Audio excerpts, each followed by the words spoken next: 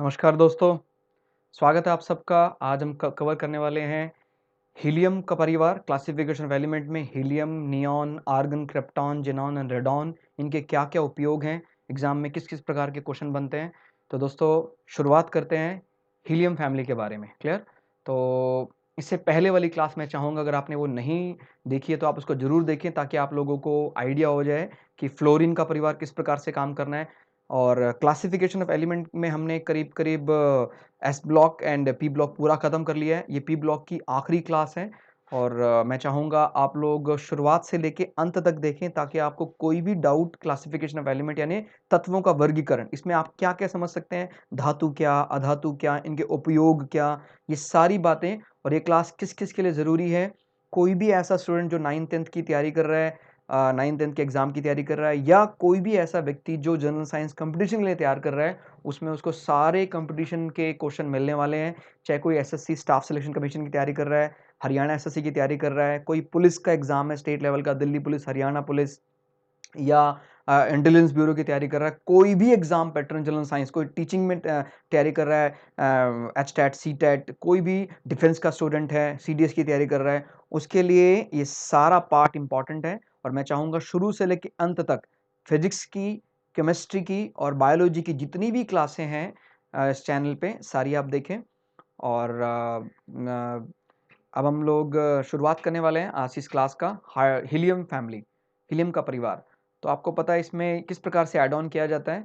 ये मैंने last class में बताया था कि सबसे पहले नील बोहर ने बताया था 2, 8, 8, 18, 18, 32 जोड़ा जाता है। बट जो हीलियम है यहाँ पर हम एकदम टॉप से नहीं चल रहे हैं, एक लेवल नीचे शुरू करते हैं। इस कारण से यहाँ पर हम सीधा कहाँ से जोड़ते हैं, 8, 8, 18, 18, 32। तो आप देख रहे हैं 2 में 8 जोड़ो कितना आएगा, 10, 10 में 8 जोड़ो 18, 18 में 18 36, 36 में 18 54, 54 में 32 जोड़ो तो 86। क्लियर हो गया। ये क्या है, helium, neon, argon, krypton, xenon and radon. Clear हो गया। इसको कैसे पढ़ा करते थे, हीना, नीना और करीना, एक्सरे रंगीन। क्लियर। कुछ भी तरीका हो सकता है, आपका कोई अपना तरीका भी हो सकता है, लेकिन मैं आपको ये जरूर कहूंगा कि अगर आप इस प्रकार के तरीकों का इस्तेमाल करते हैं तो थोड़ा आसान हो जाता है। कारण क्या होता है, क्योंकि ये कोई हमारी भाषा नहीं है। किसी को लग रहा हो कि सर ये इंग्लिश में मैंने पढ़ा है, तो इंग्लिश भी ध्यान रखना है, साइंस में जो शब्द है वो इंग्लिश से नहीं है, वो ग्रीक से है या लैटिन से है। तो वहाँ भी हम आपको पता है क्रैमिंग ही करते हैं। इनफैक्ट पीरियोडिक टेबल में तो बहुत बड़ा झोल है। आपको पता होगा सोडियम का नाम सोडियम है और सिंबल इज Na। ऐसे बहुत एलिमेंट है जिनके नाम, क्योंकि अलग अलग वैज्ञानिकों ने अलग अलग ओरिजिन से वो नाम दिए थे, कोई पॉलिश से था, कोई नीदरलैंड से है, कोई इंग्लैंड से है। तो अलग अलग भाषाओं को जब इन्होंने इकट्ठा किया तो इस प्रकार से नाम निकला। तो क्यों ना हम इन शब्दों को अपने अपने रूटीन में इस्तेमाल होने वाले शब्दों से रिलेट करें ताकि थोड़ा आसान हो जाए। तो अपने छोटा भाई, छोटी बहन है, उसको आप समझा देंगे इस प्रकार से, मेरा यकीन करें आप, दूसरों को पढ़ाने का फायदा उसको कम होगा, आपको ज्यादा होगा। क्लियर हो गया। तो इसलिए इन टॉपिक को डिस्कस करें दूसरों के साथ, उसको पढ़ाएं ताकि आपका टॉपिक एकदम पक्का हो जाए। क्लियर हो गया। हीना, नीना और करीना, एक्सरे रंगीन। क्लियर। मेरा इसमें कोई किसी भी एक्टर या एक्ट्रेसेस का कोई ब्रांड एम्बेसडर या उनका नाम आगे करने का कोई इसमें मेरा औचित्य नहीं है। ठीक है। और ना मैं किसी इनका एक्टर का, कुछ एक्ट्रेसेस का फैन हूँ। तो उसको आप न्यूट्रल होकर समझना, सिंपल। क्लियर है ना। Helium, neon, argon, krypton, xenon and radon. ठीक है। इनके उपयोग क्या क्या है ध्यान रखना है। ये सारे एलिमेंट जो हैं इनमें एक खासियत है, इनके अंदर कहीं ना कहीं रेडिएक्टिव नेचर होता है। और इसके रेडिएक्टिव नेचर के कारण ही इसका जो मतलब नॉट फॉर ऑल, ध्यान है ना, इनमें से कुछ एलिमेंट ऐसे हैं जिनके आइसोटोप्स हैं। ऐसे आइसोटोप का मतलब which have same atomic number but different atomic mass. जैसे रेडॉन में आपको मिल जाएगा रेडिएक्टिव। तो आपको ध्यान रखना है कि रेडॉन और रेडियम, हमारे घरों में भी है रेडियम, लेकिन वो रेडियम का रेडिएक्टिव सब्सटेंस नहीं है, दूसरे वाला आइसोटॉप है जो इस्तेमाल होता है। तो ध्यान रखना है। और ये सारे तो नहीं, अगर मैंने ऐसा बोला है तो उसको थोड़ा रेक्टिफाई कर लेना, सारे तो नहीं, आखिरी एलिमेंट ऐसा है रेडॉन जो रेडिएक्टिव होता है। क्लियर हो गया। और रेडॉन से मिलते जुलते कई एलिमेंट है जो रेडिएक्टिव, जैसे रेडियम है, और रेडियम का भाई आपको पता है यूरेनियम है। क्लियर हो गया, जो रेडिएक्टिव होता है। अब इनके उपयोग क्या क्या है। हीलियम का प्रयोग उपग्रहों में शीतलक के रूप में होता है, यानी कूलेंट इन सैटेलाइट। जो अंतरिक्ष यान होते हैं, सैटेलाइट होते हैं, उनको ठंडा रखने के लिए जो कूलेंट होता है वो हीलियम होता है। हीलियम आपको पता है लिक्विड स्टेट में भरा जाता है, जो खुद गर्म हो जाता है और दूसरे को ठंडा कर देता है। और आपको पता है हीलियम क्योंकि केमिकली इनर्ट है तो उसमें आग लगने का कोई चांस नहीं है और काफ़ी हल्का भी होता है। और जो उड़ने वाले गुब्बारे हैं उनमें हीलियम गैस भरी जाती है। कई लोग पढ़े हुए हैं कि शायद उसमें हाइड्रोजन गैस भरती है। याद रखना है हाइड्रोजन भरनी थी, कारण लाइटेस्ट गैस तो हाइड्रोजन ही है। बट हाइड्रोजन में एक बहुत बड़ी प्रॉब्लम है, हाइड्रोजन सबसे ज़्यादा ज्वलनशील है, साक्षात अग्निदेव है, यानी नो मर्सी एट ऑल, कोई रहम नहीं करेगा हाइड्रोजन। और इस कारण से हमने एक दूसरा अल्टरनेट चुना जो सबसे हल्का तो नहीं है लेकिन हाइड्रोजन के बाद हल्का है, इसलिए हम हीलियम का इस्तेमाल करते हैं उड़ने वाले गुब्बारों में। समझ में आ रहा है आप लोगों को? जैसे जैसे गुब्बारे ऊपर जा रहे हैं आपको पता है ऊपर प्रेशर लो होना शुरू हो जाता है और नीचे प्रेशर हाई रहता है। अगर बाहर वाला प्रेशर लो होगा तो हीलियम गैस कहाँ जाना चाहेगी? बाहर, इसलिए बैलून का साइज हाइट पर जाने पर बहुत बढ़ जाता है और फाइनली हाइड्रोजन का हीलियम का जो बैलून है वो फट जाता है। अगर इसमें हीलियम की जगह हाइड्रोजन गैस होती तो ये संकट खड़ा कर सकता था, यानी कहीं ऊपर जा रहा है हाइट में कोई, इसके आसपास कोई ऐसी चीज है एयरक्राफ्ट के नजदीक कुछ ऐसा, ये तो ब्लास्ट हो सकता है। या यहाँ पर ग्राउंड के नजदीक भी अगर हाइड्रोजन भरा हुआ बैलून है उसको कोई तीली कर दे तो भयंकर विस्फोट हो सकता है। इसलिए हमने हाइड्रोजन की बजाय हीलियम गैस का उपयोग किया उड़ने वाले गुब्बारे में। यार इसमें थोड़ा ठीक कर लेना, ये वायुयान टायर लिखा हुआ है, इसको आप ग्लाइडर टायर लिखे तो ज़्यादा ठीक रहेगा, यानी हल्के विमान। जो कमर्शियल जेट है दिल्ली से मुंबई जाते हैं वो एयरक्राफ्ट हैं, उनमें हम नाइट्रोजन गैस भरते हैं। मैंने लास्ट क्लास में आपको ये बताया था, क्लियर, जो नाइट्रोजन फैमिली थी। जब भी आपको ये फर्क याद रखना है, जो वायुयान होते हैं वो उड़ते कहाँ हैं? काफी ऊंचाई पर। वो नॉर्मली आपको पता है जो वायुयान कभी भी बात आएगी तो ये 8000 मीटर से 18000 मीटर की ऊंचाई तक जा सकता है। क्लियर हो गया? यानी नॉर्मली ये माउंट एवरेस्ट से ऊंचे ऊपर ही उड़ते हैं, जिसको आप बोलते हैं समताप मंडल या स्ट्रेटोस्फीयर में उड़ता है वायुयान, कमर्शियल जेट, दिल्ली से मुंबई, दिल्ली से न्यूयॉर्क, ये सब। लेकिन अगर कोई व्यक्ति, एक आदमी, दो आदमी आपके शहर के ऊपर उड़ रहा है, चक्कर लगा रहा है, वो ग्लाइडर है, छोटा विमान। वो ज्यादा से ज्यादा 300 मीटर 400 मीटर ऊपर जाता है। ये ग्लाइडर के टायरों में ऐसी गैस भरी जाती है जो उसको उड़ने में मदद करती है। काफी हल्का इंजन होता है उसका। उसके ग्लाइडर के टायरों में कौन सी गैस भरी जाती है? हीलियम भरी जाती है। फर्क आप समझ रहे हैं? अगर ग्लाइडर ज्यादा ऊंचाई पर जाने का प्रयास करेगा, यानी समताप मंडल में, पहली बात वो जा नहीं सकता है समताप मंडल, अगर जाने का प्रयास भी करता है तो उसके टायर तुरंत फट जाएंगे। क्यों? ऐसा क्यों हो रहा है? नाइट्रोजन वाले टायर क्यों नहीं फट रहे हैं, हीलियम वाले टायर क्यों फट रहे हैं? क्योंकि आपको पता है ऊंचाई पर एयर प्रेशर बहुत कम होता है, लेकिन ऊंचाई पर भी नाइट्रोजन गैस बहुतायत में मौजूद है। आपको पता है 78.06% नाइट्रोजन गैस है। तो ऊंचाई में भी जिस टायर में नाइट्रोजन गैस भरी है वो तो बच जाएगा, बिकॉज ऊपर भी बहुत नाइट्रोजन गैस है। लेकिन अगर जिस टायर में हीलियम गैस भरी है उसको बहुत ऊपर लेकर जाएंगे तो हीलियम गैस कहाँ आना चाहिए? बाहर, क्योंकि नेचर यही है, बाहर नहीं है, अंदर ज्यादा भरी है तो बाहर आने का प्रयास करती है। और एक स्टेज के बाद वो बढ़ते बढ़ते इतना बढ़ जाएगा कि बैलून फट जाएगा। इसीलिए हीलियम गैस का इस्तेमाल बहुत ऊंचाई में नहीं किया जा सकता। आपको बात समझ में आ गई? फिर आपके दिमाग में आ रहा है, सर अभी तो आप बोल रहे हैं सैटेलाइट में इसका इस्तेमाल होता है। यहाँ पर्पस कुछ और है, यहाँ पर उसको एज अ गैस इस्तेमाल नहीं कर रहे हैं, यहाँ पर उसको बहुत ज़्यादा कंप्रेस करके एक ट्यूब में भरा जाता है और वो एक लिक्विड स्टेट में आ जाता है जो सिर्फ शीतलक का काम करता है। बिल्कुल भी कंफ्यूज नहीं होना है, पजल नहीं होना है, ठीक हो गया? ग्लाइडर में हीलियम गैस भरी जाएगी लेकिन एयरक्राफ्ट के टायरों में नाइट्रोजन गैस भरी जाएगी। नेक्स्ट इज कृत्रिम श्वसन, जिसको बोलते हैं वेंटिलेटर।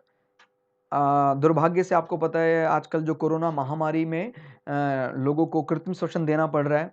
और कृत्रिम श्वसन में आपने सुना होगा आईसीयू, इंटेंसिव केयर यूनिट में जो मरीजों को रखा जाता है जिनको सांस लेने में दिक्कत होती है, ऐसे व्यक्तियों को ऑक्सीजन के साथ एक गैस मिलानी पड़ती है। ध्यान रखना है, प्योर ऑक्सीजन कभी नहीं दी जा सकती। अगर प्योर ऑक्सीजन दे दे तो हमारे फेफड़े बड़े कंजूस किस्म के हैं, ये सारी ऑक्सीजन को एब्जॉर्ब कर लेंगे और हमारे फेफड़े फट जाएंगे, बस्ट हो जाएंगे।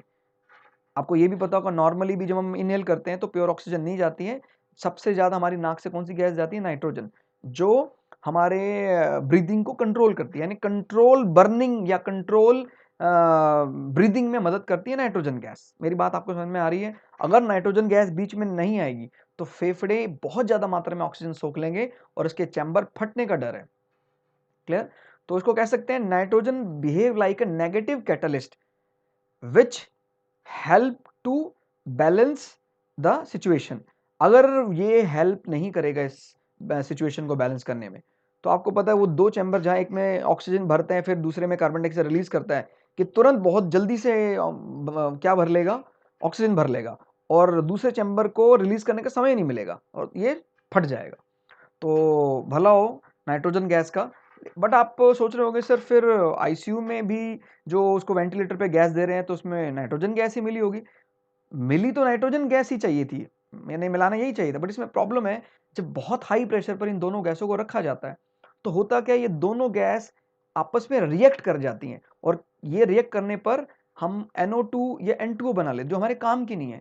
इसीलिए ऑक्सीजन के साथ कोई ऐसी गैस मिलानी पड़ेगी, हमारी मजबूरी है, जो बिल्कुल भी रिएक्टिव ना हो, कोई बॉन्ड ना बनाए और हल्की भी हो। तो कौन सी गैस मिलाई हमने? हीलियम। हीलियम बहुत हल्की गैस है नाइट्रोजन के मुकाबले और केमिकली इनर्ट भी रहती है। तो इसीलिए कभी भी वेंटिलेटर, गोताखोर, कृत्रिम श्वसन, ऐसी कोई भी बात आए, जो समुद्र में उतरते हैं, गैस सिलेंडर लेकर जाते हैं, उनमें ऑक्सीजन के साथ कौन सी गैस मिलाई जाती है? Helium gas. ठीक हो गया, ये बात आपको याद रखनी है वेंटिलेटर वाली। यस, अगला क्वेश्चन क्या है देख रहे हैं आप, ये सारे क्वेश्चन यहीं से हैं, neon, argon, krypton, xenon and radon. Next question किसका आ रहा है? नियॉन का। नियॉन का प्रयोग, नियॉन गैस का प्रयोग हम कहाँ करते हैं?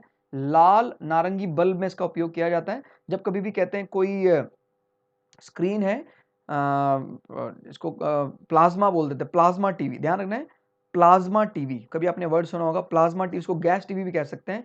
इसमें प्लाज्मा टीवी में कौन कौन सी गैस होती है? तो नियॉन और समटाइम आर्गन। कभी भी कहेगा प्लाज्मा टीवी में ऑरेंज रेड डिस्प्ले के लिए कौन सी गैस भरी होती है? Neon gas. ऑर्गन गैस से हमें कौन सी लाइट या कौन सा कलर मिलता है? रेड, सॉरी रेड कह रहा हूँ, व्हाइट कलर मिलता है। ध्यान देना है, CFL bulb, compact fluorescent lamp, दोबारा रिपीट कर रहा हूं, कॉम्पैक्ट फ्लोरोसेंट लैंप, इसके अंदर आर्गन गैस भरी जाती है। कई बल्बों में हम हीलियम गैस का इस्तेमाल भी करते हैं, लेकिन आपको बात याद रखनी है, क्योंकि वायुमंडल में सबसे ज्यादा इनर्ट गैस आर्गन गैस है, इसलिए आर्गन गैस सस्ता पड़ता है। रीजन समझ में आया आप लोगों को? आर्गन गैस वायुमंडल में सबसे ज्यादा पाए जाने वाली इनर्ट गैस है, इसीलिए CFL बल्ब जो होते हैं उनमें भरने के लिए हम आर्गन गैस का इस्तेमाल करते हैं। LED बल्ब में कोई गैस नहीं होती, ध्यान रखना है। नॉर्मल जो 10 रुपीज़ के बल्ब आते हैं टंगस्टन वाले, उनमें नाइट्रोजन गैस होती है। और ऑपरेशन थिएटर में कभी आपने पीले रोशनी वाले बल्ब देखे हो, वो नियॉन बल्ब होते हैं, प्रोफेशनली पीला और लाल रंग पैदा करते हैं, चमक काफ़ी ज़्यादा हाई लेवल की होती है। और जो येलो स्ट्रीट लाइट होती हैं, पीली पीली नारंगी नारंगी स्ट्रीट लाइट, सस्ता सुंदर और टिकाऊ, उसमें सोडियम गैस भरी जाती है। फर्क याद रखना है, professional luminous high yellow light bulb is neon, सस्ता सुंदर और टिकाऊ सरकारी बल्ब एंड सोडियम। में सरकारी बोलकर उसका कुछ गलत मतलब मत निकालना, ध्यान रखना है समझाने के लिए, ठीक हो गया। और कभी भी बात आती है CFL बल्ब में, CFL में आर्गन गैस, और आपको पता है आज के टाइम में पर सरकार सबसे ज्यादा जोर दे रही है LED बल्ब। LED बल्ब में कोई गैस नहीं भरी होती है, लाइट एमिटिंग डायोड, समझ में आ गया। नेक्स्ट इज प्लाज्मा टीवी में नियॉन भी होती है, आर्गन भी होती है। Yellow display, orange display neon से आता है और व्हाइट आर्गन से आता है। नेक्स्ट इज हवाई जो लाइट है, हवाई लाइट है नहीं, जो एयरपोर्ट लाइट्स होती हैं, वो बहुत दूर से भी नजर आती हैं पायलट को, उसमें ब्लू लाइट होता है, यानी ब्लू कलर होता है उस लाइट का, वो कौन सी गैस भरी जाती है? Krypton gas. ध्यान रखना है, एयरपोर्ट लाइट जो होती हैं ये बहुत दूर से नजर आती है, हवाई पट्टी, और उसमें ब्लू जो लाइट है उसका कारण है क्रिप्टॉन गैस भरी है, तो उसको आप क्रिप्टॉन से पहचान सकते हैं, ब्लू, ध्यान रखना है। एंड फोटोग्राफर जो फ्लैश पैदा करते हैं, जब वो लाइट कैमरा ऑन करते हैं तो जो फ्लैश आता है, उसके फ्लैश के अंदर जिनॉन गैस होती है। ये गैस इसलिए भरी जाती है ताकि जो जब उसको हाई फ्रीक्वेंसी लाइट देते हैं तो वो आयनाइज्ड भी ना हो और आसानी से उन चार्ज पार्टिकल को कोई ना कोई कैरियर मिल जाए, आसानी से यहाँ से वहाँ मूव कर सके। तो ध्यान रखना है इसको, ये गैस आयनाइज है, इस पर कोई चार्ज नहीं आएगा जल्दी। तो कैमरा फ्लैश में नियॉन गैस भरी जाती है, फोटोग्राफर इस्तेमाल करते हैं इसका neon gas, not neon, xenon, xenon, xenon, clear हो गया, ZENON। और इसमें इसका जो आखिरी पार्ट है रेडॉन, गामा विकिरण पैदा करने में रेडॉन का प्रयोग होता है, क्लियर हो गया। Radon RN is used for radioactive rays production, ठीक हो गया। ध्यान रखना है, सारे जो रेडॉन के आइसोटोप रेडिएक्टिव नहीं होते हैं, कुछ ऐसे रेडिएक्टिव हैं जो अल्फा बीटा गामा रेज छोड़ते हैं, इसका मेडिकल में काफ़ी उपयोग होता है। आपको पता है गामा रेज से ही कैंसर होता भी है, और अगर आपको कैंसर प्राइमरी स्टेज में, भगवान ना करे किसी को कैंसर है, तो उसको प्राइमरी स्टेज में अगर इलाज करना है तो कौन से लाइट से इलाज होगा? गामा रेडिएशन से। तो लेबोरेटरी में पैदा करने के लिए रेडॉन इस्तेमाल किया जा सकता है, या कोबाल्ट 60 इस्तेमाल कर सकते हैं या रेडियम इस्तेमाल कर सकते हैं। तो कभी भी इस प्रकार का कोई क्वेश्चन आ जाए आपको कि कौन सा ऐसा इनर्ट गैस का आइसोटोप है जो गामा रे प्रोडक्शन में भी काम आता है, रेडॉन काम आता है। क्लियर हो गया?